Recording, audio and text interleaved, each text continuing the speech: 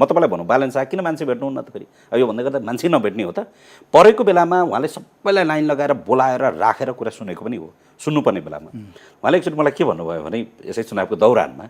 अनि उहाँले के भन्नुभयो भने गाउँमा एउटा पुरानो हस्पिटल हुन्छ एउटा बिरामी गएर हस्पिटलमा सलाइन चढाएर सुतिरहेको हुन्छ त्यो गाउँको लोकल नेता वा त्यहाँको नेता जनप्रतिनिधि चाहिँ एउटा पोलिथिनमा स्याउ र सुन्तला लिएर भेट्न जान्छ अनि स्याउ र सुन्तला सिरानीमा राखेर एउटा सेल्फी खिचेर शीघ्र स्वास्थ्य लाभको कामना भनेर हाल्छ फेसबुकमा र भोलि चुनावमा भोट माग्न जाँदै गर्दा त्यसले के भन्छ भने तँलाई दुःख पर्दा म आएको थिएँ नि नेताले भन्छ अनि जनताले पनि हो त के अरे मलाई दुःख पर्दा यो त भेट्न आएको थियो अहिलेसम्मको राजनीति यही दुःख सुख साटघाटमा गयो उहाँले के भन्नुहुन्छ भने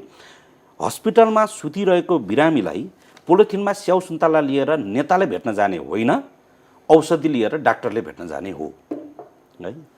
विद्यालयमा नेता स्टनबाजी गर्न राजनीति गर्न सङ्गठन बनाउन त्यहाँ जाने होइन किताब लिएर शिक्षक जाने हो एउटा पाइलट प्लेन उडाउने हो सही ठाउँमा लगेर ल्यान्ड गर्ने हो पाइलटको भूमिका भनेको त्यसलाई उडाएर पाइलट पछाडि आएर प्यासेन्जरसँग सेल्फी खिच्न लाग्यो भने त्यस्तो कस्तो खालको हुन्छ त्यो त्यस बेला उहाँले चाहिँ के हो भने मैले भेट्ने भन्दा कामले भेट्नु पर्यो